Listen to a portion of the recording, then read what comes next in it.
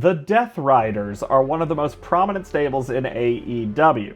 They're a sometimes heel, sometimes face, all the time bloodthirsty faction run by the wrestler with the most all-time wins in AEW history, Jon Moxley. Oh, no. Paradigm shift. Oh, God, no. Man, this kid was drilled. When Moxley came to AEW in 2019, the main roster had a scrappy, upstart, underdog type energy. Cody was there. Jericho was there. Kenny wasn't sick. The Bucks were invested. And Mox did his job. But then Cody left. Jericho's contract was frozen for his various side quests. Kenny Omega was diagnosed with a severe case of diverticulitis. The Young Bucks kind of pieced out after a weird take the company back storyline. And Mox continued doing his job. The American Dragon, Bryan Danielson, showed up a few years later. For a long time, Moxley and Danielson were the anchors of the Blackpool Combat Club, the faction that went on to become the Death Riders. Everyone loved Bryan Danielson. He was kind, encouraging, and only a dick when someone needed him to be. Everyone still speaks highly of him, and many of his matches are regarded as some of the best in AEW history. When the American Dragon arrived in AEW, he immediately started spreading his wrestling philosophy. For Danielson, wrestling was an art which deserved to be honored and respected.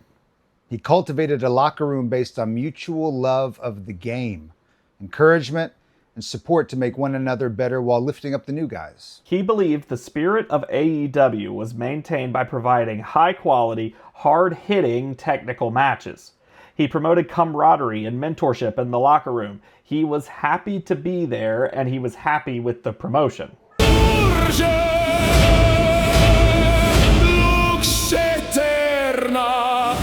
It made Jon Moxley sick. For the Mox, wrestling isn't a sacred art, or at least it's not just a sacred art.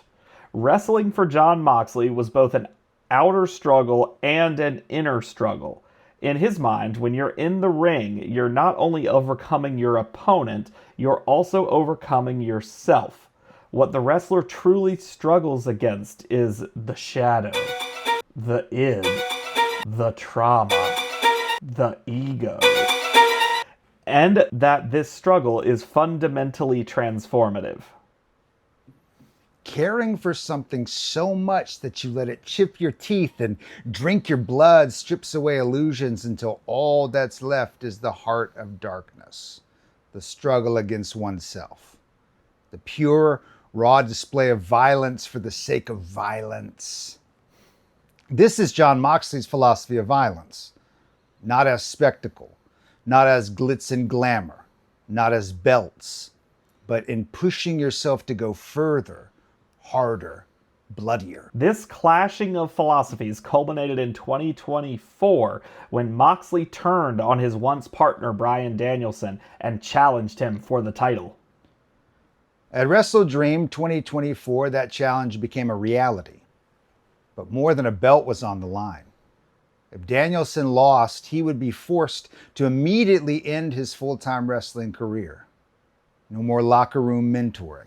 No more passing the torch to young wrestlers who had earned it simply by the virtue of being there longer than someone else. Moxley would not stand for that approach. He demanded blood and hunger. He wouldn't stand for anyone to be given the chance who didn't truly deserve it. So he founded the new chaotic Death Riders from the ashes of the Blackpool Combat Club with the goal of burning down AEW and rebuilding it in his own image. Moxley went on to not just defeat Bryan Danielson for the World Championship. Moxley destroyed him. He effectively retired the American Dragon. The chill was gone. There's something to be said about that defeat, too. It wasn't a nail-biter pinfall or a spectacular pile driver that bested the American Dragon. Instead, he was choked out until he faded away. A dream ended with a whimper, not a bang. And the message couldn't be clearer. The times they are a-changin'. With Moxley at the helm, the Death Riders rose. They demanded champions forged by fire. Wrestlers needed to be thrust into the squared circle to either win or die. Moxley emphasized inherent greatness, but also that inert greatness could be revitalized. Moxley wants a fight for the thrill of the fight. He's function over form. He's essence preceding existence. The greatness is there and not only can be grabbed, but must be grabbed. This was the attitude that won the struggle between Moxley and Danielson. The belief that AEW is not about belts. It's not about moments in the spotlight. It's about highlighting the greatest sport in the world and the rock that the entire enterprise is built on, the wrestling. It's about destroying sports entertainment as a concept and destroying the wrestlers who most egregiously embody it. Though he had actually been there for less time than Jon Moxley, Bryan Danielson came to represent the original AEW. He represented a promotion built around fun, video game references, over-the-top storylines, and indie-style shows. Danielson stood between the burning trail Moxley was leaving in his wake and what he saw as the soul of the company. And Danielson lost. This began what Moxley and the Death Riders called the New Paradigm. This new paradigm would last until early to mid-2025. 150 wrestlers on the roster with big fat paychecks and that junk in their hands. What are they supposed to do? Where are they supposed to go? Huh? I hate what AEW has become. Egos out of control, celebrating when there's no need to celebrate, and dancing and partying when there's no need for dancing and partying. I cannot stand it anymore. Burn down the forest to plant a new one. Everybody involved knows what this means. Scary, scary situation. What is the new paradigm? It's very simple. You work for me now. And the most clear example of the new era, Moxley locked the belt away in a briefcase and didn't show it on TV for months. The messaging was extremely clear. It was never about the belts. It wasn't about the glitz or the glamour. And that it was a disgrace that it had become about those things. Instead, it was about the champion who holds it. The belt isn't a thing. It's the abstract concept of greatness. And, as a plus, the briefcase could be used as a weapon, which was very funny. To Moxley, the other wrestlers and even the fans didn't understand the sacrifice it took to be champion. So why should they deserve to see the physical representation of that greatness? The belt became like the Ark of the Covenant. When questioned about hiding the belt, Moxley snapped, "This is a petting zoo? Why do you need to see it?" Are you essentially holding this title hostage? Why do you need to see it? Why do they need to see it? What do you need to see? What do you want to get a look at it? You want to take a picture of it? This is a petting zoo? Is that what this is? Why do you need to see it? You don't know anything about it. You don't understand it at any level. You don't understand what a world championship means, what it's about, what it takes to be a champion, what it takes to climb a mountain. I am the AEW World Championship. I am the living definition of that championship. And in a way, he's not wrong. The spectacle of the belt is its weight, symbolically and materially. Not only is it physically imposing, and can be used as a weapon, it also represents a height not reachable by many. So by hiding the belt, Moxley creates an anti-spectacle, challenging wrestlers and fans to see the talent behind the championship. Moxley challenges viewers to eschew all the pageantry of sports entertainment, sparkly costumes, over-the-top entrances, and promos getting more attention than matches, and to focus on the philosophy of violence. In the conflict between wrestling as violence and wrestling as craft, Moxley's philosophy of violence had won. It choked out the focus on the sacred mat and replaced it with an all-out war. And like in any war, you need soldiers. Cue the Death Riders. There is a palpable tension. I've got to be honest, be on your toes, fellas, because could be coming from any angle and any direction. You're right, Nigel. And here's what may be a controversial statement. The Death Riders work.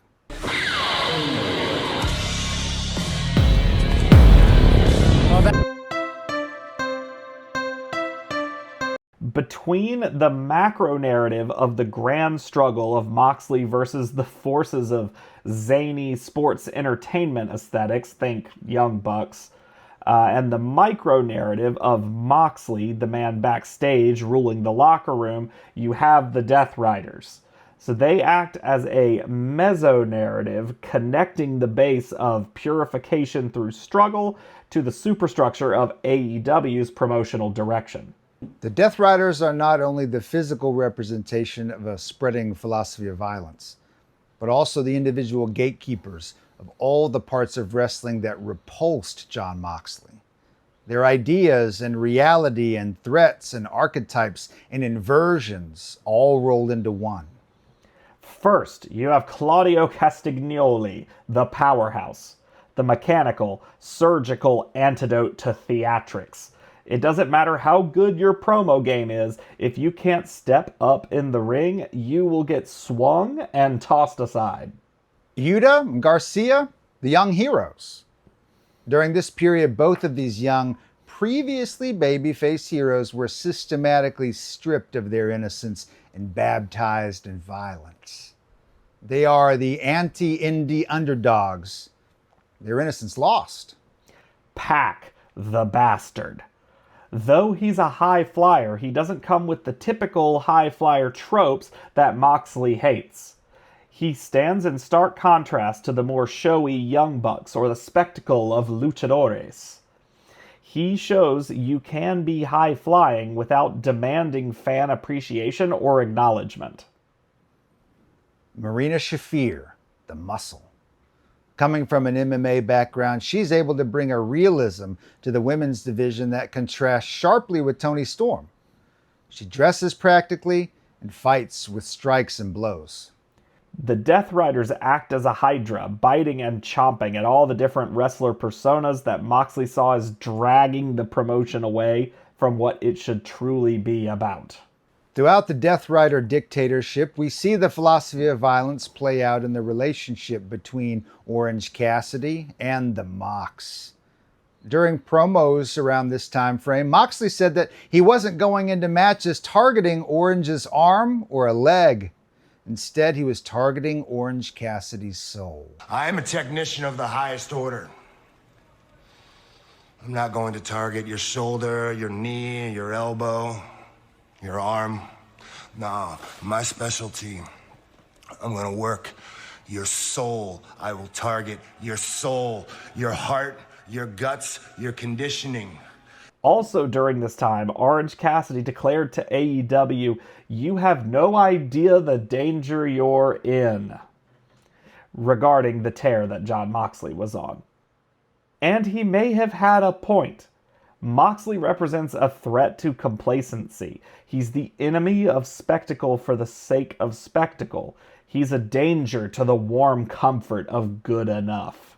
In another promo, Moxley challenges Cassidy with the words, "When I beat you within an inch of your life, strip away the aviator sunglasses and make you bleed, will you curl up and look for an easy way out?